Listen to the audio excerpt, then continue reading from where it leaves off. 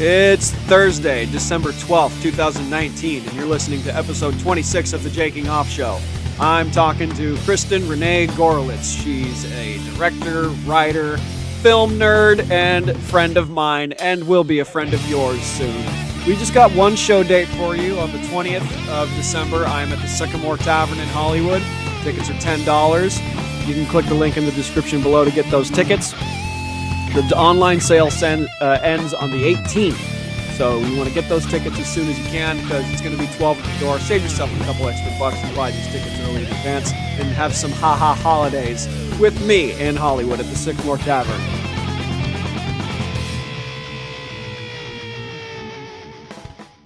Here we go. And we're fucking live. Kristen, oh my god. Kristen Renee Gorlitz, how are you? Good. Hi, Jake. Thanks for letting me do this. I'm so grateful for letting me, for you letting me come into your house and set up my equipment and do all that stuff. Dude, I'm so thankful that you're coming to do this so we can talk about that's life and art and life and art and stuff. Well, I want to open this up because, you were one of the first people that I met when I graduated college to do film acting stuff and things. And what you did, what I want to talk with you about, was you formed a group of people together called the Production Bunch. Whether that's active or not, I don't know. But basically what you did is, how did that even happen? Like, you came here and you met some people and you would just collaborate with others on ideas. Yeah, the Production Bunch, the idea was to meet anyone I can in Los Angeles, actor, writer, producer, anyone, and make stuff with them. So this was a while ago, as you know, but we had the idea because we went to a group for actors where it was called Actors Supporting Actors, and it was a really great thing, and people made sizzle reels for actors in that group, and I was like, well, for me as a writer and a director, sizzle reels for actors isn't necessarily my forte. Right. I can do it, but I'd rather be making a short film every week to kind of expand our horizons and just get to know people and get to know people to work with. So, and I had known Scott before moving out here, so we started the Production Bunch, and we were like, in Migos, and... you and Scott are both from Michigan, right? We're both from Michigan. Did you meet in Michigan? Yeah. Oh, nice. We've been friends for a long time. Yep. We went to the same college at different times, but he's best friends with my ex, and we hung out forever, and apparently we met in like 2005. He thinks it was 2004. We just had this debate on Thanksgiving, but tangent. We just started making stuff because you can get a camera and you can get a group of friends and you can make short films, and so that's how we met. You went to film school. How long between graduating film school and doing Production Punch? What was the gap there? A couple of years. I graduated from film school in 2008 and worked in Michigan on feature films for a couple of years before moving out to Los Angeles. I moved here in like 2011, and then the Production Bunch probably started in like 2013, something that like was, that. So I graduated fall of 2012, and I met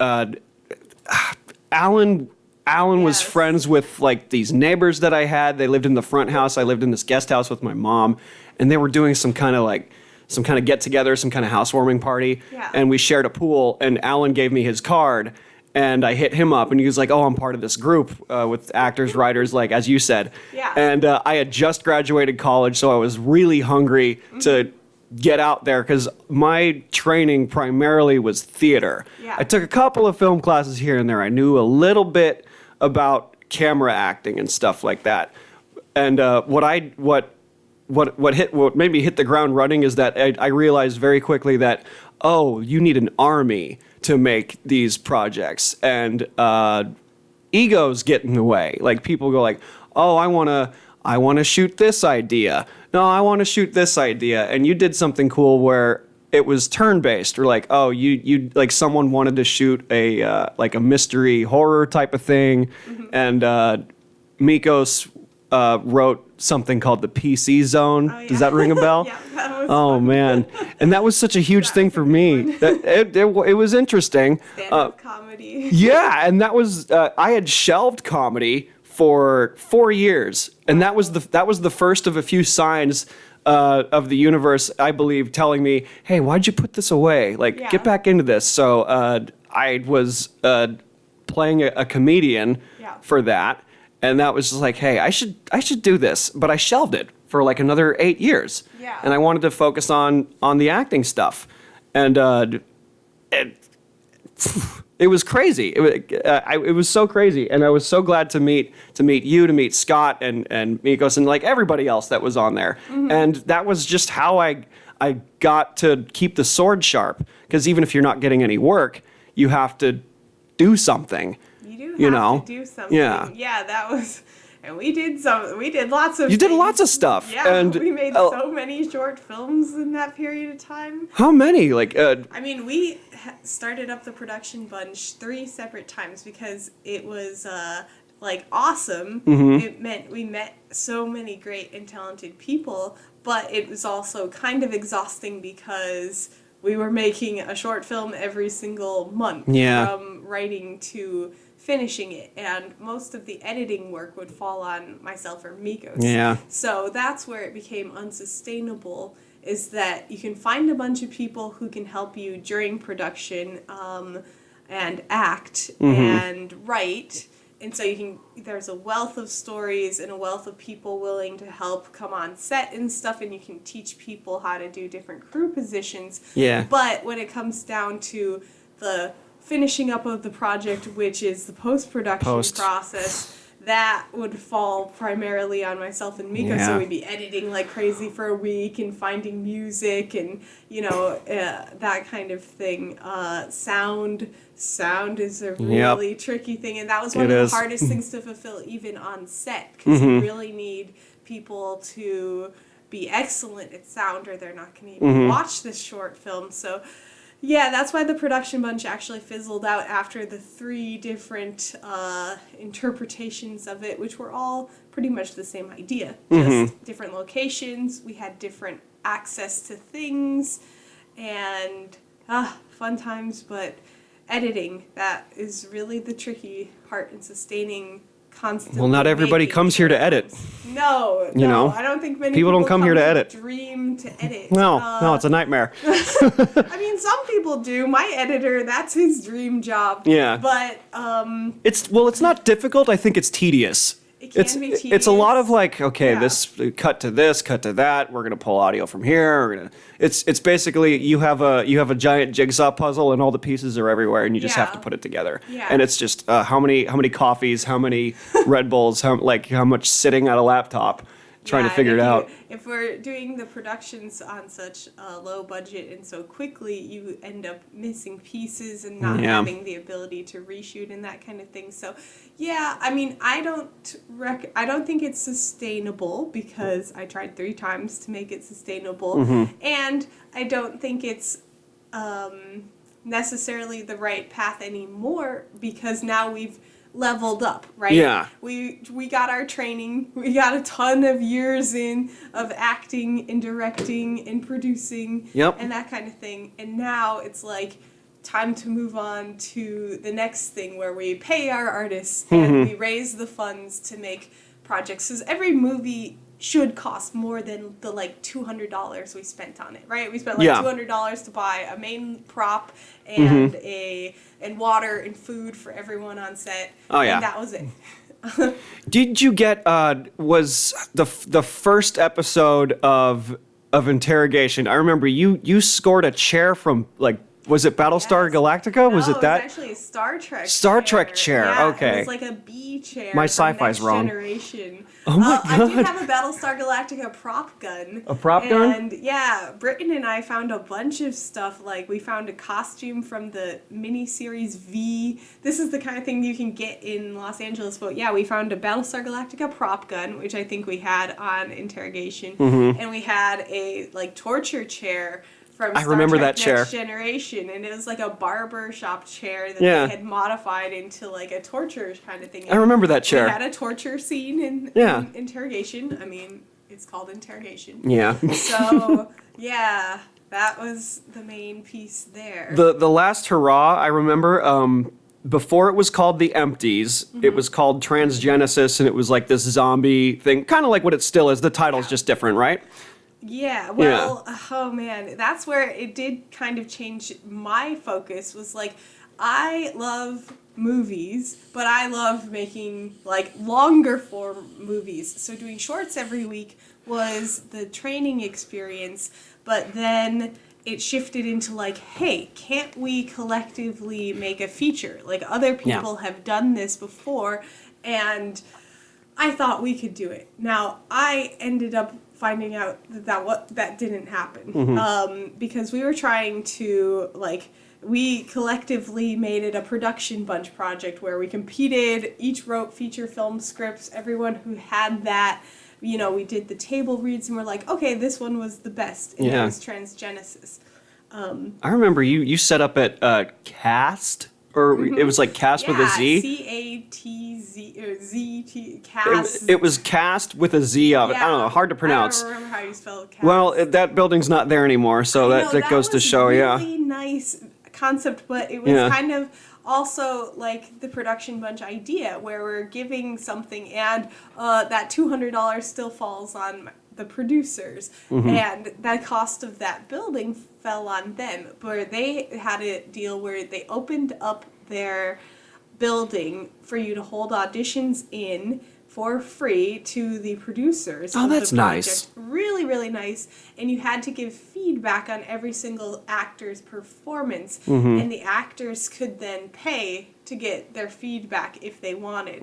So that was their model. And it's I can't just ruffle you for what did you think? Like, I have to give someone $10? Yeah, you could. And that's why it didn't really work out, because actors aren't going to have the money to pay to get the feedback. Like if I really wanted... you got cast or you didn't get cast. Like if I really wanted the feedback, I could just call you and be like, hey, how was that? Like, if I really wanted it, their business model obviously didn't work out, but it was a super great resource to have this like professional building to go have auditions in.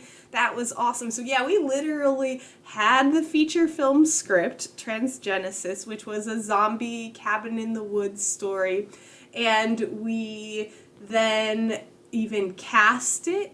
We held auditions. We found a bunch of people who were super talented, and of course we already had the production bunch group who we had written for, so we had those roles cast.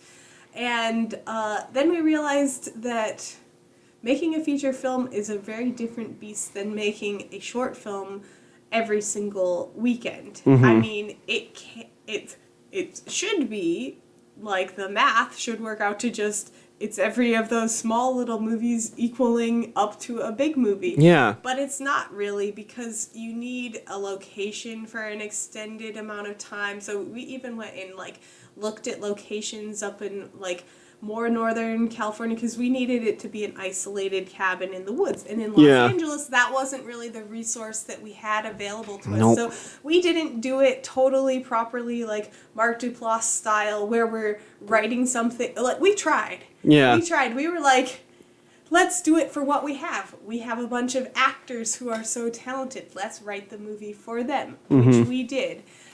But we didn't write it for the practical things that cost the money, such as that location would have cost like $20,000 for 2 weeks of shooting, but that would have been it. Like, we would have had the entire cast and crew living there on location. It was at a camp and very cheap. So, but who has $20,000 just lying around? Your eyes were bigger than your stomach. Yeah, our eyes were bigger. Yeah. We were like, we could literally do this movie for $50,000. We didn't have $50,000 coming down to it. So it just came down to those things where we're like, wow, we found people to donate, water, donate drinks. We had GT Kombucha was like, we'll give you all the kombucha you want for this shoot. Oh my God. And we had organic food donations, and we had everything kind of raised and put together. So we had a lot of food covered, a lot of location. But when it came down to it, we tried to raise those funds with a Kickstarter party, and we were like, oh, this was my first major Kickstarter fail, my major bomb. It's a good thing to have because I've done it successfully since then, but I had that bomb. And yeah, well, that's how you learn, you know. And I've bombed like on stage and stuff like that, and it is honestly the worst feeling ever when you put your all into something and that all isn't good enough. Like, it's soul crushing. Yeah. You know, and it's hard to learn that, but you didn't give up. You're still doing it. Yeah, you know? I didn't give up. It turned into something completely different and for the best. Like, I'm really glad that it all failed. But it was really heartbreaking because it kind of broke apart the production bunch because we all had worked really hard together. And when we got to the Kickstarter, we're like, okay, we need $20,000, right? Because we're trying to get this location. I think that was the ask. Everybody share. Literally could have made the movie for that cheap. But what we didn't do was ever ask ourselves, does anyone want to see this movie? We didn't even start there. We started from, we have awesome people. We all want to make a movie together. We're all very talented. Yeah.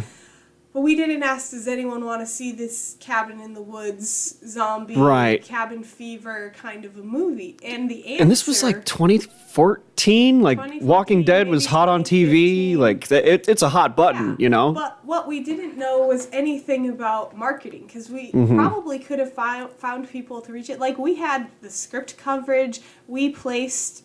like an 8 out of 10 on Blacklist coverage reviews, so we got really high placement on the script, and so what we hadn't done was do any work to get people to actually respond to the story, because it's very hard to do if you have a feature, because you can't release anything.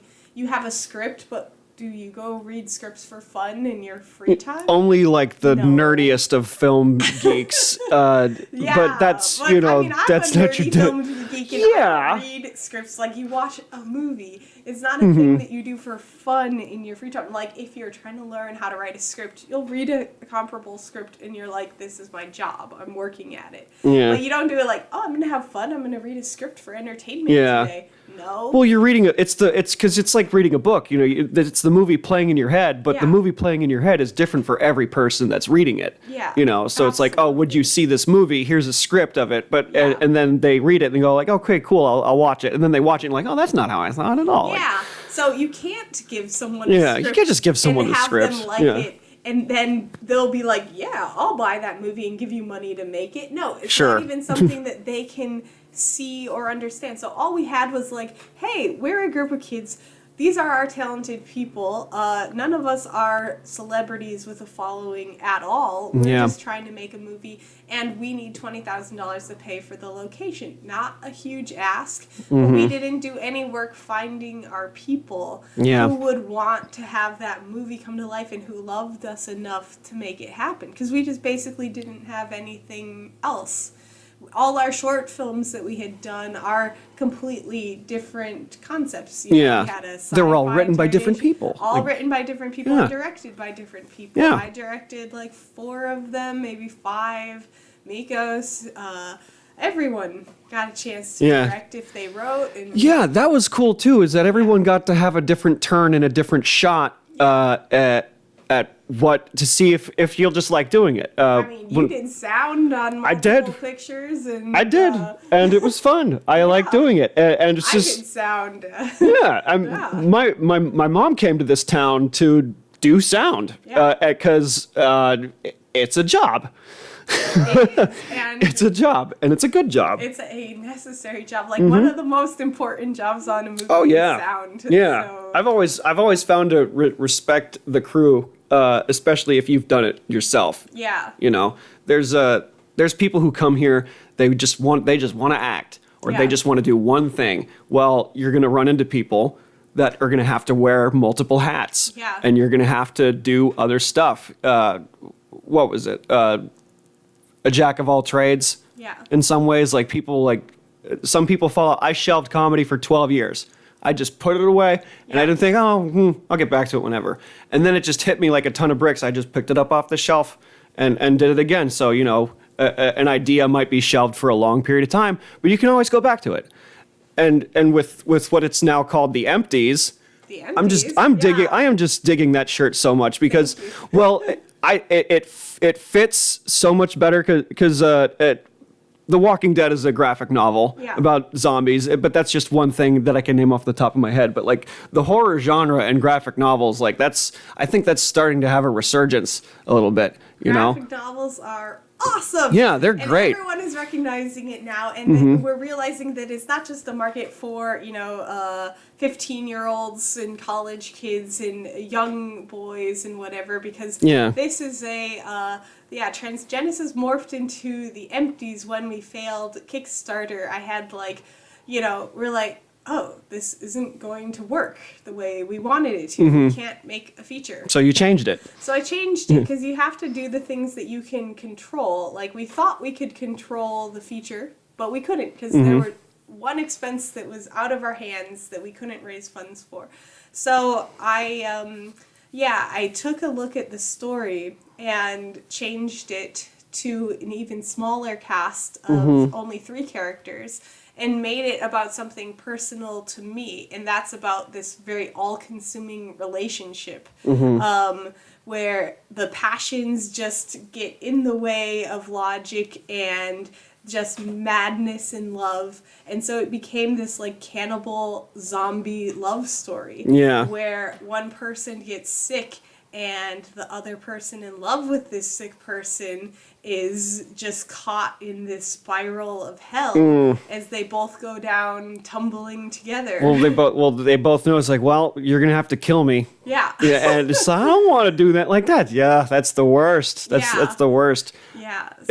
I've seen that situation taken on in a comical way, like in Shaun of the Dead. Like I've seen that in a funny sense, but that's actually super dark and really gritty and just oh man, I could never imagine. I love the body horror of it. Yeah, it's awesome. I really love Cronenberg and any body horror. I just want to see Hardware and this awesome apocalyptic sci-fi that's got this gruesome body horror. That makes me quiver a little because I love horror movies, but I'm never scared by them. Yeah. Stuff that scares me is needles going into an arm, a close-up shot of that. I go, no, I can't. Yeah, stuff like that. If that scene, if that is included in the total of the movie, I'm like, oh, that was a good horror movie because it got me. The interestingness of Cronenberg that sets me off. That's a real.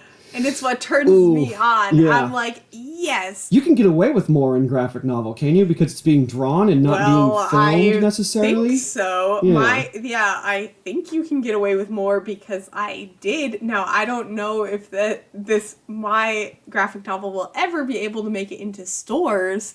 I think it will. It's very graphic. Like I said, Cronenberg body horror, where it's situational and not exploitive, but it's there. There's definitely horror. Then there is sex, because this is an adult relationship story. And horror, hello.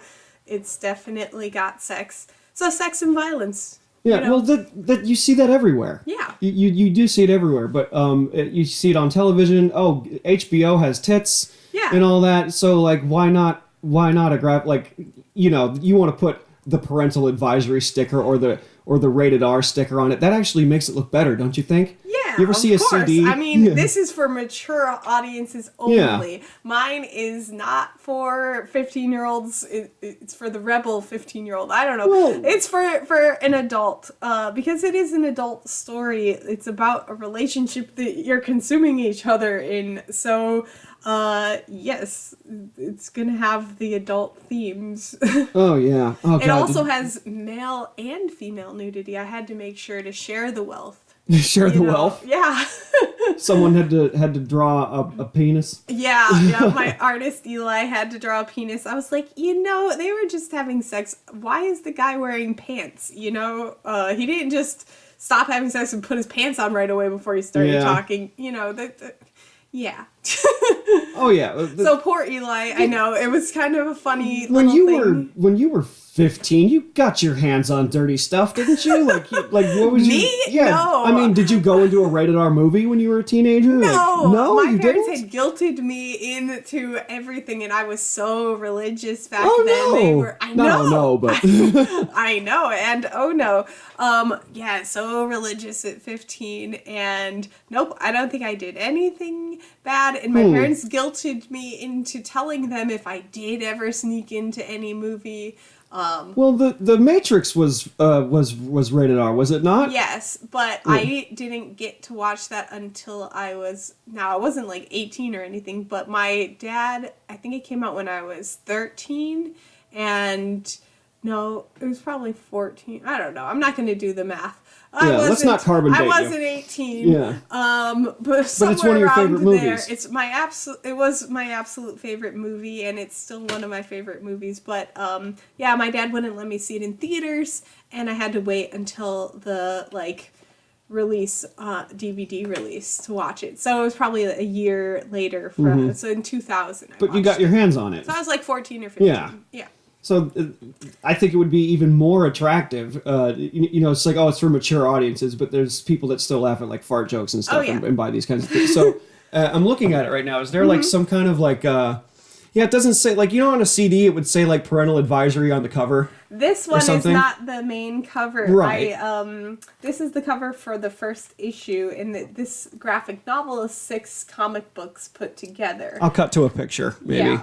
Yeah, definitely. Yeah. And yeah, you can share the link. I have the first issue free for everyone who wants to read it, so you can for see sure. what the story is all about. The link in the description for Empties is for sure going to be in the description of this podcast. So if you guys are interested in zombies and gore and sex and violence on black and white in graphic novel form, get your paws on that. Seriously, get it. I helped you with the there was a trailer release, I remember. Yep. It's awesome. The trailer release I have used on both Kickstarters, or 2 of the 3 Kickstarters that I fundraised for, so that I could actually print the first couple issues of the Empties.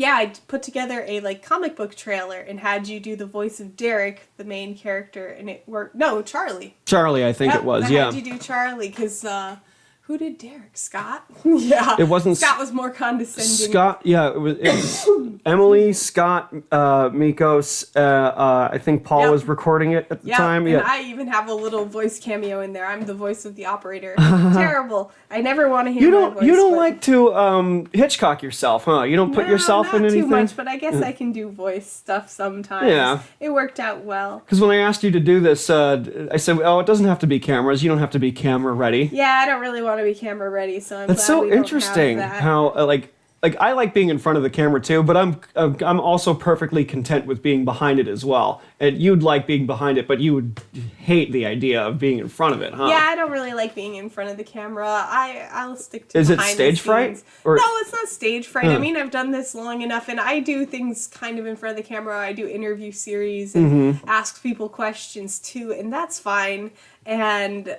But I'd rather just not. I'm not photogenic necessarily. My face doesn't need to be there. You look fine. Yeah, I'll be fine, but it's better left to people who really want to be there. Yeah, I suppose. Opinion. I'd rather just tell people what to do and what images I'm looking for and what performance I want. That's really where my skill sets are. You're the puppet master. I prefer that, yeah. I prefer puppet mastery of things. A little more on the cover of this. Gummy bears. Why gummy bears? Oh, dude, I know. Gummy bears became this major thing after this scene. There's a very important scene early on in the comic book where Derek, the main character, finds out something horrible and works it out by talking to himself with gummy bears together. So he's already a chef. To cope with the situation? To cope with the situation, so he's just kind of playing with puppets with gummy bears. And then the thing is, I was like, oh, this kind of recurs throughout the film. And it's a junk food kind of thing, but it also really visually represents the story because what happens when people get sick in the Empties, there's of course a contagion going around and people are catching it and getting sick. But the body horror that they undergo is kind of like a gummy horror. Like if your body were to turn gummy-like, and it kind of, you know, it More can Cronenberg squeeze stuff. you Yeah. at points, and like your body just changes shape and then can reform the way it was. So yeah, the gumminess of the disease really took over, and I was like, oh, we can express the characters through gummy bears on the cover of the 6 floppy comic books that I've released that has a whole story with just emotional gummy bears on the cover. So yeah, really kind of out there. I tried to make it look dark enough so that not every kid wants to read it, because you know, candy, gummy bears, Well, whatever. you need to have a I don't little know. bit of silliness. Yeah. And something that's just so like that's just so violent. There Yeah. has to be just a little bit of comedy. There has to be. No, Yeah. if you go If it's all straight one way, it's horror, you just have lost an audience, because you can't have a single emotion drive an entire story. And this is a graphic novel, so it's like a feature film length. You know, it's not the 20-minute quick read, 5-minute read. And you know, maybe this could be the stepping stone for it to be a film. Yeah, You that know? is a part of the idea. Watchmen. This is part of the idea, is working it out in a visual medium so that I can show how I can conceive of the movie, but it's also the end product in itself. So I'm kind of, for now, when I started 2 years ago, because it's taken that long to complete an entire graphic novel, but when I started 2 years ago, the idea was like, oh, hey, this will just be a demonstration of what the movie can be like. And it makes me focus entirely on the story and perfect it in a different, lower cost medium that I can control and work with a couple of artists. It doesn't take nearly as large of a team to make a graphic novel as it does a feature.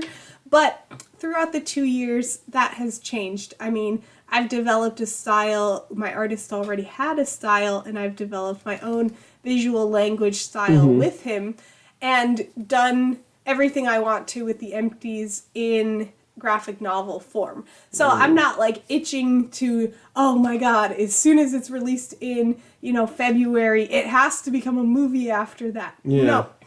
I've got other projects I'm working on. But for this one, yeah, the graphic novel is an end in itself, but it has to have humor. That's where we started. A little bit of humor. It has plenty of humor. I mean, gummy bears on the cover. It ends with a joke, because there's no good way to end a story where everything goes wrong in hell in relationships without there being some humor. And we all can relate to that, because, you know, you get in an argument with someone, it's like stupid for you and annoying for you, but it's funny for other people to watch. Yeah. Or it should be. Yeah. Schadenfreude. Yeah. Do you? I don't think I know this about you. Do you draw yourself? Like, do you? No. I'm terrible. You and the illustrator. Basically made it pretty clear. Like, even you got out to what he wanted, and he got it from how you were saying it, rather than you showing like concept art or a sketch of yourself. That's not true. I am terrible with words, which maybe you've got picked up by now, but I am not a word person. I hate words. Branding is hard to do when making words go. Yeah. Words, what? I don't know. Can I It's have hard. pictures from now on? Yeah. I don't do words. I write, so I have to use words. Begrudgingly is the biggest word I know. No, just kidding. But I basically write it out, and I put it in a Google Doc, which means I can edit it while he's looking at it. And then I scribble, and I find Google Images, and then I like circle things on them. I'm like, I like the way the person is posed here on this one. So take this, and then I'll like Photoshop them, or if I'm at work, I use Paint or something, because that's all we have. You give 'em and I'll pieces. just like give him a little piece and be like, this is how I see it. Scribble it out. So every single page is scribbled out poorly, and he is very generous to even entertain all these horrible scribbles and interpret them. But it's much better than words for the most part. That's good. So yeah, I scribbled the whole thing out. Well, this could be a stepping stone to a film eventually, I think, because we're pulling every movie that's out now is a graphic novel. Granted, it's Marvel and DC, like, you know, these comic books that have been around for decades. Yeah. You know, and if that's going to be a continuing trend, you know, it can happen with this too, I believe. Yeah. The Walking Dead I mentioned earlier, The Walking Dead was a graphic novel. You know, you have all these superhero movies. You have The Watchmen. You know, that was a graphic novel, and now it's like this big thing now because the film version of it came out.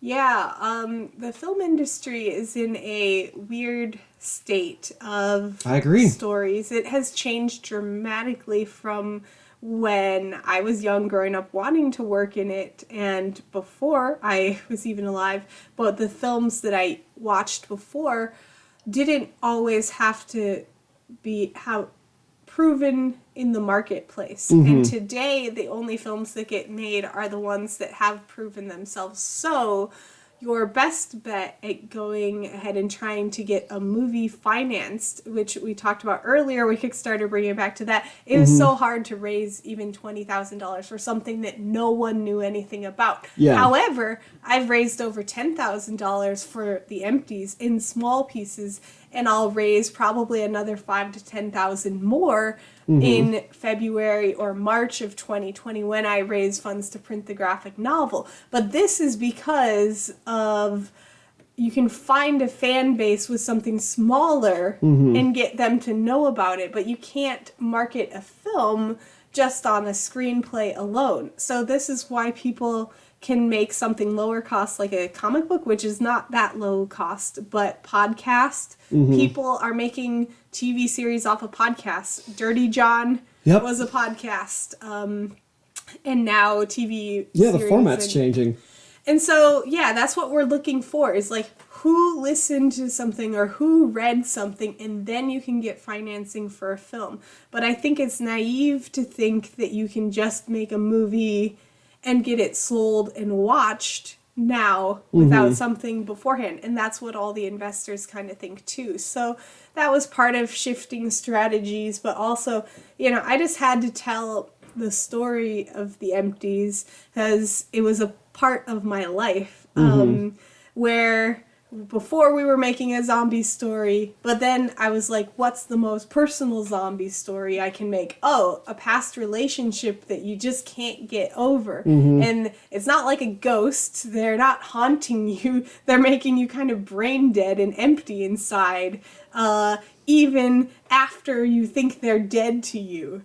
So I had to explore that kind of thing because too many people have gone through it, and I had to explore it in a funny way, but with all the horror and gore that comes with it. But that was, making the empties in a different way. Yeah. I cope with, I take bad things and try to like cope with it by using humor because it's the best medicine. It is. Yeah, here's an example. My aunt got in a motorcycle accident a couple years ago, and like she, long story short, her leg had to get cut off because her ankle was so mangled. It was just bad, you know. And the first thing I told her was like, "Oh, hey, let's go bar hopping." And it was just like the first thing out of my mouth was a joke, and she was laughing. She thought it was really funny. And my cousin, who was within earshot, was like, "Dude, what the fuck did you just say? Like that's so like." And I go like, "It's how we deal." Yeah. You know, it's natural. How you deal with the hardest things in life. Like, again, how could you deal with someone like, you know, getting their throat ripped out in front of you, like in the story, and not have something funny happen after that? You're not going to just leave them like, oh, this is awful. Yeah. I mean, that's kind of funny in itself. Right. It's got moments. It like a like in the Marvel movies, like, oh, it's this action thing, but there's a bunch of scenes where like, oh, haha, hee hee, like we need that to balance out the... Yeah, they have that relief, and that's what's really good about the Marvel movies. I don't love them at all, but I'm not too big on it. They balance humor and action, and they handle a large cast of characters really well. There's a trick to that, is that if you have so many characters, you still don't have scenes with all those characters together. You try to break them up as soon as possible and do a scene with like 3 characters, because you can't follow 20 people in the same scene. Right. It's ridiculous. Well, and 3 characters is fine because you're still doing like the isolation type of thing. Like we all have a job, we all have a function, and we have to work together to like get through this. Yeah. And in things like in the superhero movies, it's just like 20, 30 guys. Like there's too much going on. Yeah, not my favorite. I like that stuff too, but I'm not like hardcore about it. You know, I know who these people are and all that, but I don't dress up and go to the cons and stuff like that. That's a little too much for me. Well, I don't go to superhero cons, but I go to the cons because I am way hardcore sci-fi. Oh, you love Star Trek. I love Star Trek. You love it so much. Yes. My mom played Next Generation on television a lot when I was a little kid. So yeah, my mom would play the Next Generation on television, and I remember the Enterprise. The sound that it makes going into hyperspace would scare the shit out of me, and I never got into it. But there's pictures of you dressed up as who from like some con. Yeah, before the Luxana thing cut out? Troy. I went to a Star Trek convention, and she is one of the most hated characters. But Deanna Troy's mother, I dressed up in this ridiculous red dress and. Like gold shoes that I found and ridiculousness, but it was fun. I don't know much about it, but you're wearing red, and that's like you're destined to die character, like the stormtroopers in Star Wars, like kind of like lackeys. It is if you're a red shirt going down to a planet, but if you're an eccentric woman who's wearing red dress, that's a different thing. She's it's a different thing entirely. Not fated to die. Yeah. Okay. Mm-hmm. Some of the tropes that I'm familiar with is that the original Star Trek, the fight scene with the lizard and Captain Kirk, like I've seen that like parodied and done a million times. Yeah. Fun fact, I used to be in the same heavy metal band scene as Leonard Nimoy's grandson, Dude, Jonah. Yeah, that's pretty cool. He just filled in for The Offspring on Nice. guitar for like a European tour. He's like out of town or whatever, but like he does music, and that's what he does. And I found out that he was Leonard Nimoy's grandson because that article came out when he died. And I'm like, oh, that sucks. Another one, like, bit the dust. And then, like, Jonah posted something about it, went, wait, oh, shit. Like, because I thought that was just a coincidence. Like, I didn't think there was any relation at all. And it was like, oh, man. I walked amongst the gods. You did, you could yeah. say, I don't know. For sure. You're the Star Trek geek, not me. No, you're called sure Trekkies. am. That's yes, what you're called. Trekkies, yes. I hit the Star Wars angle in terms of sci-fi, and again, like I like that stuff, but I'm not hardcore about it. Did you come with Patrick and Britton and me to Comic-Con that one year? Did you come with? No. I don't think you. Oh, that was just an interrogation type of thing. Oh yeah, But the I one remember time- when you guys went down there. The one time I went to Comic-Con, it was just so much nerdiness that more than I can handle. Yeah. Because I like all that stuff too. I'm just not crazy about it. I'm just not crazy about it. It's it's taken on a religious sort of. yeah, it's getting a little culty. Religious cultiness. Yes, but yeah, I'm all for people having fun.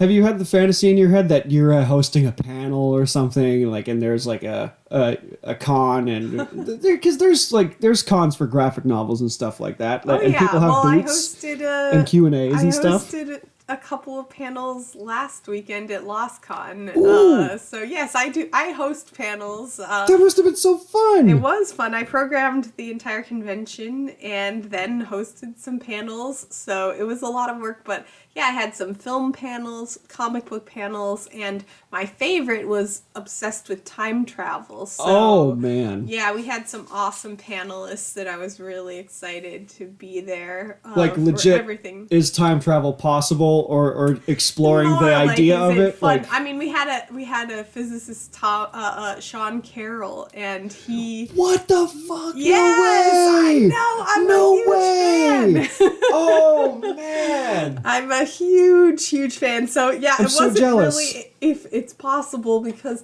Sean Carroll kind of is like, yeah, it's not really possible, and we're like, yeah, you know more about this than we do. I believe you. But I mean, he didn't squash the conversation or Right. anything. It was fantastic, and And Well, yeah, it's we had the other whole- great panelists too. That was so cool. That's so nuts. Well, it's a little sad because you had this physicist basically debunking time travel. Well, kind of like going. I mean, he does. I mean, he knows a lot about time, and the theories that we have about time travel are still not currently possible. But his main idea currently is that the multiverse is real, or multiple worlds theory is real. So there are many instances of us in many potentially infinite worlds. Yeah. I'm still wrapping my head around this. I was like, are you for real, Sean? I really have to give this idea credence.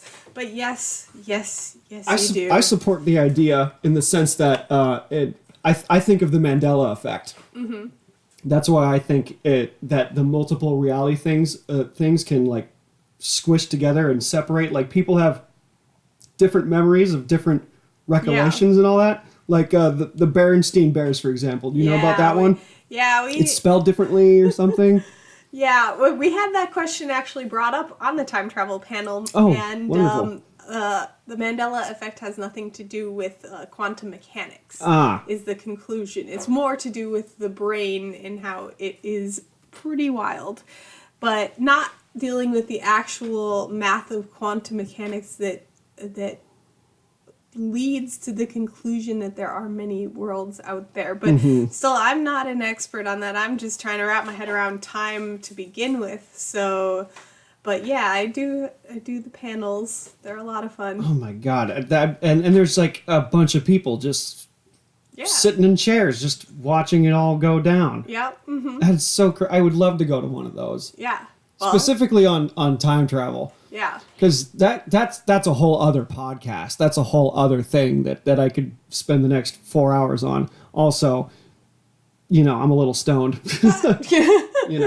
It's crazy. Are you familiar with... You should be more stoned when thinking about time travel. Yeah. Really. Yeah, well, it's sober or not, it's still mind-blowing. Are you familiar with Crisis on Infinite Earths? No. DC?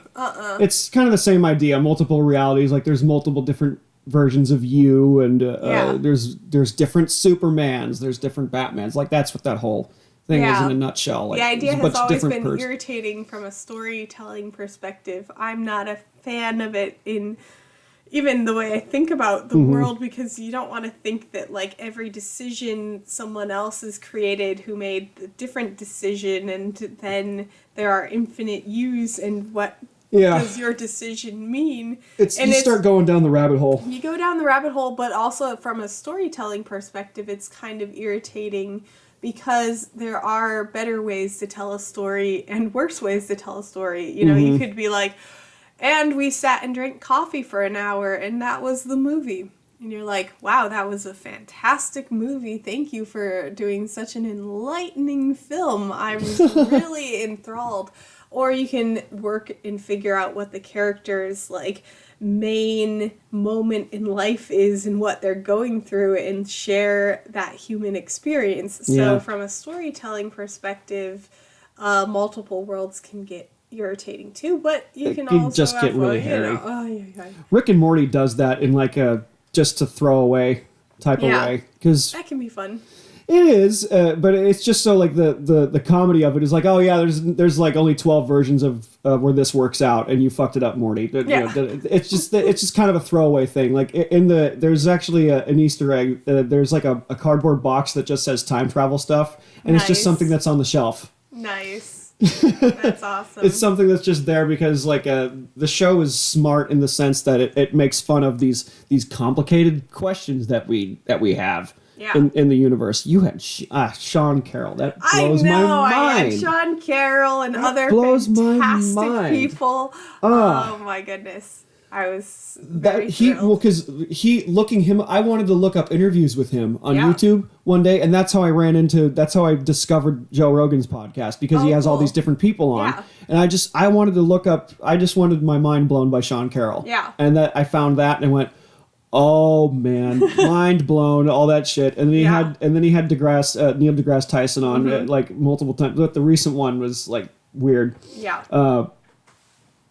and that guy has a bunch of different types of people on, and you know, Yeah, that's awesome. what this whole thing is, man. You have to get your stuff out. You made shirts too. I did make t-shirts. yeah. I don't advise on making t-shirts, but I went about it slightly differently because I learned how to screen print. And I screen printed my own shirt with like paint and a screen and a squeegee kind of a thing.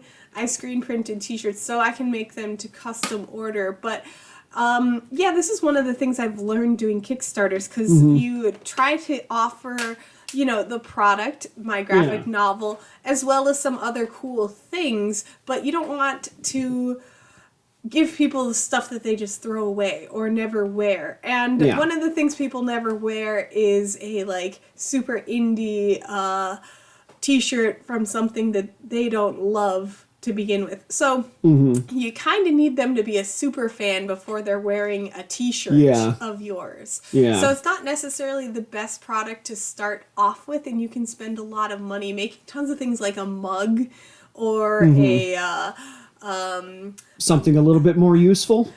Or just like general posters. swag. Like I have posters hanging on my wall here, but none of them are posters from indie stuff. This is all your Kickstarter. You know, it's this is all your stuff. Well, it's not my stuff. This is like NASA created posters for other worlds. Oh yeah, no, this is this is a big Forbidden Planet poster. That's amazing. Big Forbidden Planet and Solaris. But I don't have any posters from projects I've backed on Kickstarter hanging on my walls, so that might not be the best kind of giveaway. But some of the things that are good are like pins, metal pins. Yeah, I was thinking buttons. that, and like stickers too. Stickers are fun. I put stickers on things, so those are a nice like giveaway kind of item or a bonus. But yeah, you have to look at what the thing is going to cost, and t-shirts cost quite a bit, and they come in a variety of sizes. It's not the best thing to do, but I learned that it wasn't the hardest way, because like I said, I screen printed it myself. So it only costs like $100 to take a class, and now I can make any shirt I want at any time, or put this on anything like a bag or a jacket or something. So there's that. But in terms of getting your fan you need like a base, street team, you know? Yeah. A street team. So like starting small with like stickers would be just a little bit of swag. Yeah. Because when it comes to show dates, I've been thinking about this intensely for the last couple of weeks, is that to get people to go to a show is already like a thing. It's not just a $10 ticket. It's not just sometimes it's a 2-item minimum at the venue. So it says $10 on the poster, but you're really spending like 3 times as much easily. And I annoy people with show posters and stuff. I just begrudgingly just put it out there, and I want asses in seats. Yeah. But I want people to take something with them. Yeah. You know, and it is going to cost me money, but you know, people that have seen any of my shows more than twice, like just a couple close friends of mine, they can just start wearing my stuff. Yeah, that's cool. But stickers is like, you could just have a lot of those out. Maybe something like something funny. I don't know. Some people have done like condoms. Not condoms? Sure you want condoms, man, that's hilarious. But that is kind of funny to like print your name on and pass them out. But you don't necessarily want that. Yeah, it depends. But there are funny things, or things like, I don't know, you can make cookies with your logo on it. You could. Like, no, they'll print out, like, that logo that you have, you can get a little sugar cookie with that, like, on it. There are companies that do that. It's pretty crazy. That's funny. That's good. Yeah. I've only looked at Vistaprint for, like, the business cards and stuff, but they have a whole other section. They have earphones, they have, like... and you don't want things that people are going to throw away. You want something that's memorable. Yeah. Something you can eat is always fun. Yeah. That's so funny. But you don't want to spend too much money on these things, though, because even though it takes people money to come and see your show, we're still coming because we want to see you and other people. it's a fun night. So you shouldn't feel bad about that, but it is nice that you want to give someone like a sticker or something. Yeah, because a cookie. If someone really likes what they heard, you know, I got cards ready on me, but that's just a card. That's just information, you know. No, but that's good. That's a way to find something to walk away and with. That's a way to, you know, what we're trying to do here is find the people who absolutely love your story. And that's your comedy, that's the empties, this is the people who like the way you see the world and want to come into your vision. And so when you do find those people, the business card is a way to attract that, like stay in touch with them and let them know how they can find you. I do the mailing list thing when it comes to it.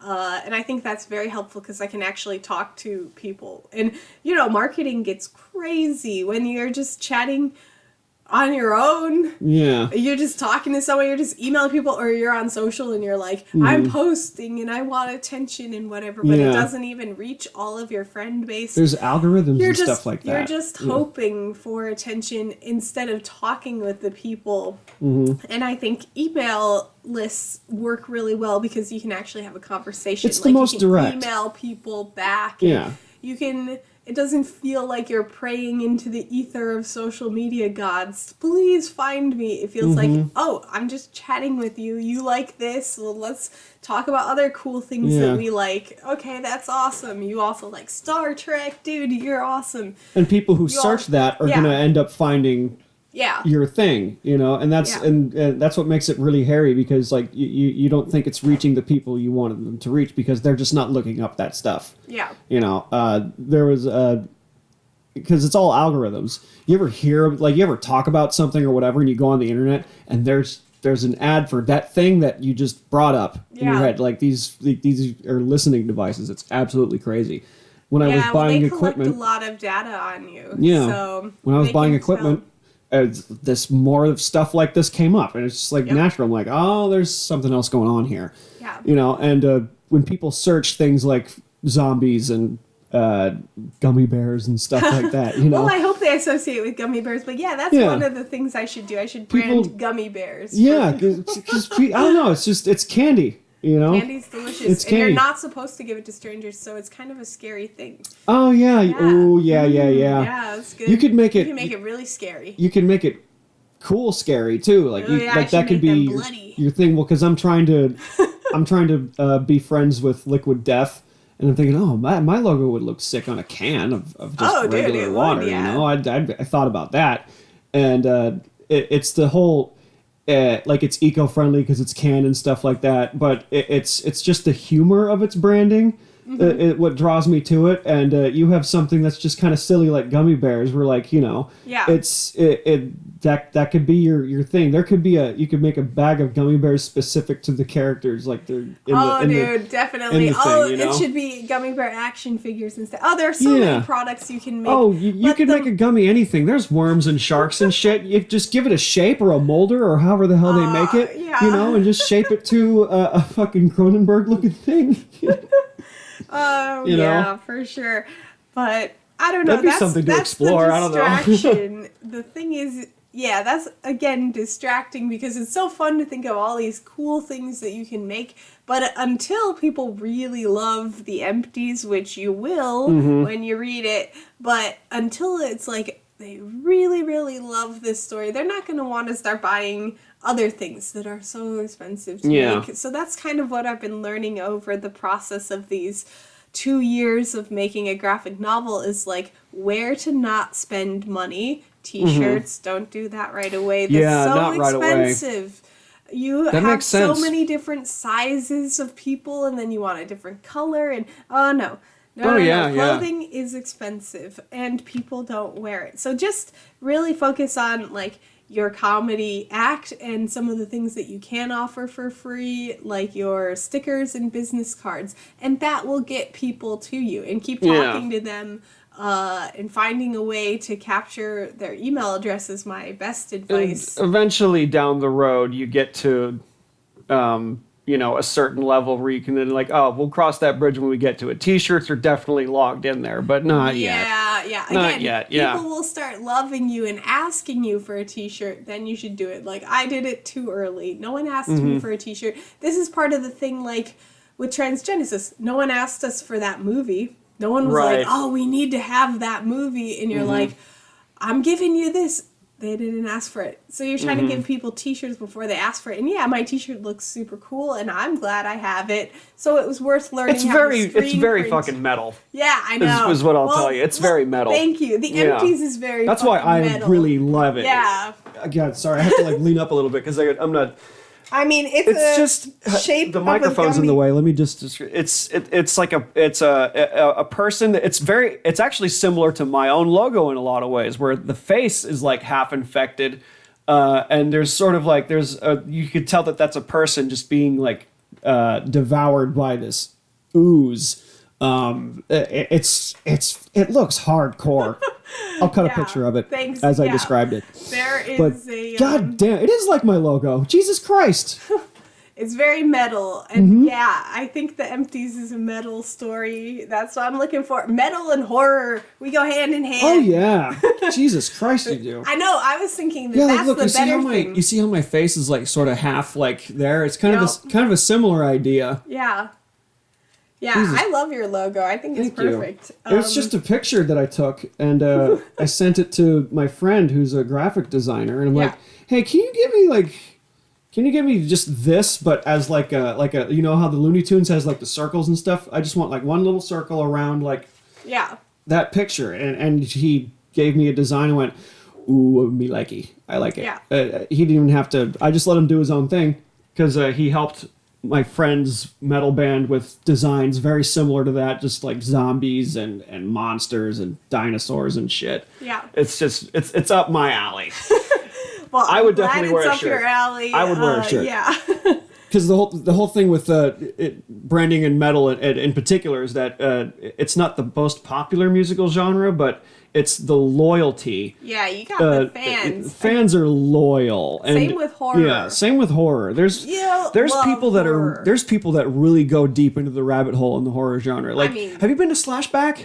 No. Slashback Video? It's like a pop-up shop. Slashback Video. I have at a horror convention. They set it up and popped up that's there. that's that whole vibe. That's that whole vibe. There's like even like VHSs of like just straight up fake stuff. They were at Midsummer Scream, and I love it. Yeah, having all those VHS tapes. I mean, I have horror on VHS. Yeah. I love this freaking thing. Me too. Yeah, you gotta collect them for how cool they look. Right. Like this stupid VHS tape. I have to have a horror movie on VHS. The fact that it was a pop-up shop just made me feel so old because it's really not that long ago that we were going to the video store and renting them and dropping them off. I miss the video store, but oh well, I miss plenty of things. I miss the theaters being popular place to see movies. I miss movies being good. Horror is actually the only genre that's awesome right now. It's cultish and so fucking cool. And Hollywood doesn't give that genre a whole lot of money in particular. They have their own thing, but like horror can just branch out so wide. Yeah. And that's what metal can do too. Like it can just branch out so far. Like there's the good bad horror films, like that has a branch. Oh, yeah. Like there's I love that like stuff. would you count Troll 2 as a horror film? Even though it's like it's the best worst movie. Right, that's what it's one of those movies that's like I mean, it's hilarious. like The Room, like it's a good bad movie. Like there's definitely what was it? Our friend Oliver showed us Paul Bunyan horror something. I don't Were you know. there for Oliver, that? no, I don't think so. He Oh shows us God! all the most horrible, it was a very amazing... strange. It could be done badly, but it's laughable. You could go that direction easily. But some people like that sort of thing. Some people have a fetish for Count Dracula. Dude, even though... actually love Count Dracula. You do? I mean, my dream is to make a Dracula film. So one day that will happen, but I don't know. I got so many opinions on the movie industry, but well, is the idea of Count Dracula kind of public domain? Couldn't anyone make a Dracula thing? Anyone It's can not make an a issue. Dracula movie. It's not a copyright an issue. Nope. You could just do it. Oh man, you could probably. Oh dude, Nosferatu is like, I don't know, a little over 100 years old. That movie. That has that version. It is of over it. 100 years. Yeah, has that version of it been remade? Yes. Nosferatu has. And yeah, Nosferatu had to change some things because I think at the time maybe Dracula wasn't a public domain story, but I don't know the history of the public domainness of it, but Nosferatu, the movie changed around different character names to thinly disguise it, like Mina is Lucy and Lucy is Mina and that kind of thing, but yeah. Anyway, Dracula's awesome. Yeah, it is. And so is this. You could. Oh, I was gonna tell. I was also gonna ask you. Even though it's not a movie now, it's a graphic novel. Like how? Like I just think it would. Do you think it would be sick just to have it, the empties as like a prop, like if it were like some VHS like tape sort of thing? Oh yeah, that'd be as really like a prop, fun. you know, Yeah, like a goof. You that's know? a good idea. Maybe make a little foam VHS tape and put the poster in. I don't know how much that would cost to make, but that'd be really fun. I have no idea It'd either. be so cool if you could the do like a graphic loot crate novel type of were thing. like in it. Yeah, all these ways to spend your money, but I'm just really trying to get people to read the story. Oh yeah, and love it first. And yeah, all that information again is probably in a link in the description. You can email that to me or text me. You got to take a call or something. Oh no! All right, we're gonna wrap this boy up. All right. Well, thank you for having me so much, Kristen. Thank you for letting me set up in your house.